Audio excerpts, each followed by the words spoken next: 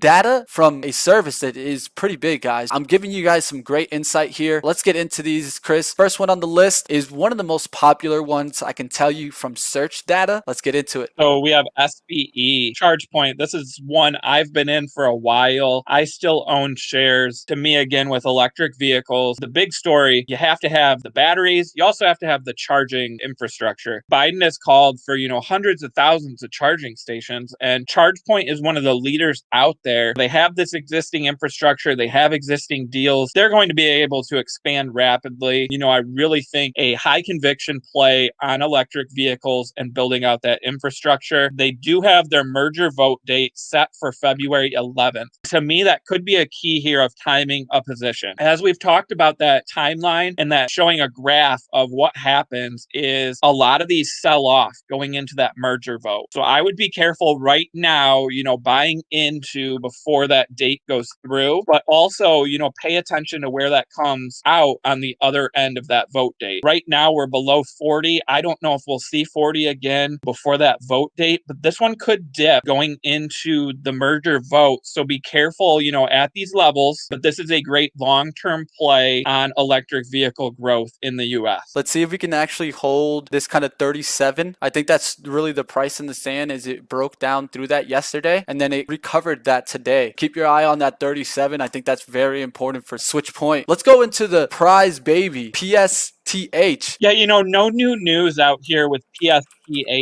Everyone has been excited about this one for a while, but this one has traded at a high premium really since it started. This was a $20 SPAC instead of $10. Want to make sure everyone knows that. Didn't move from, $10 to 28. It moved from 20 to 28. We saw highs over $31. So it has pulled back a little bit. But again, the size of this SPAC, there's only so many companies that they can take public. So, as the rumors come out, they usually gain a lot of traction because there's only so many unicorns out there that needs a deal this size. So I'll be looking at it. I have never owned shares of PSTH. I don't love the valuation and the premium right now. Don't want to get caught chasing. But again, depending on who they sign this deal with, this is going to be a mover and it could move, 50% on deal announcement. But the question is it going to move up or down? Because this could be one where maybe they get a company that people don't love the deal and they say, hey, I sat in this for too long and now I don't love the deal. I'm going to sell out and take my profit. So I'll be curious to see, again, when that deal announcement comes. Hey guys, another one that did a big pullback towards support. And the reason why I always mention know your levels, guys,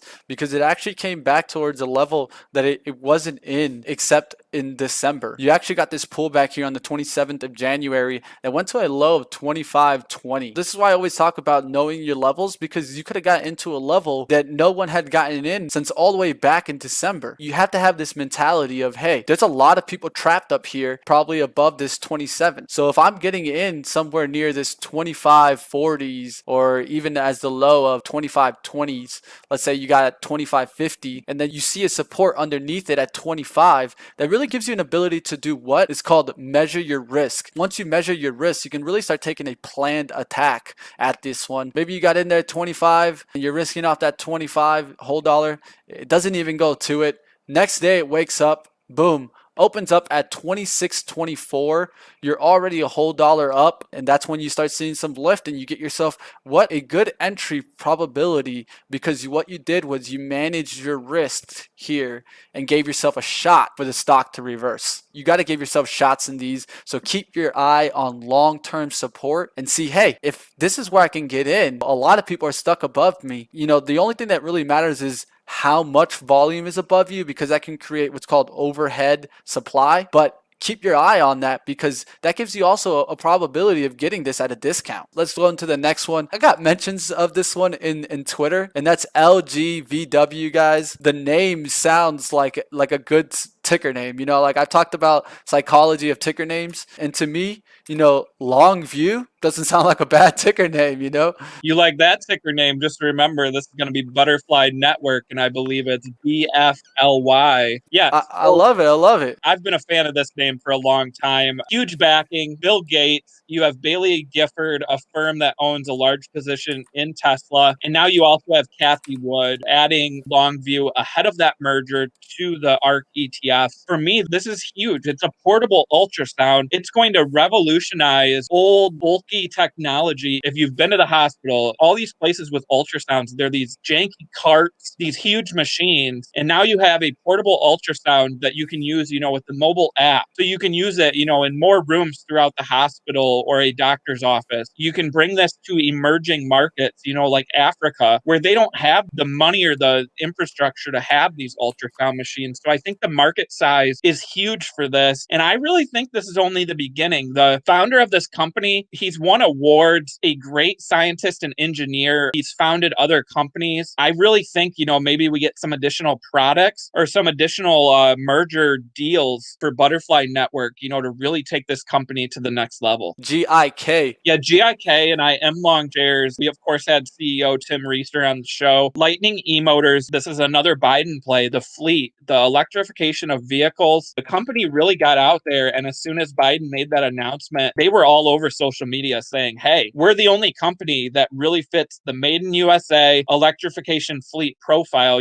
We're going to land deals. That's great optimism, but it's also them, really taking advantage of that trend and also showing shareholders that they're going to win deals based on this new administration. So I'm a fan of that optimism and the infrastructure that they have in place. We got FIII. Similar to GIK, electric last mile. This is an EV play. Characterize it again as a Biden play with those electric vans and vehicles. I like this one. I am not in this one, but based on the share price here and maybe the valuation appears, this could be one worth taking a look at, maybe seeing how those deals line up and also the timeline for new vehicle launches. Want to get into the popular one here of the day. I know everyone's watching it. I know everyone has been searching on it. There's a reason why I found the data. CCIV. How much more can we say about CCIV? This is one of the highest valuations to deal announcements. We saw shares hit over 30 in the pre-market or post-market yesterday off of a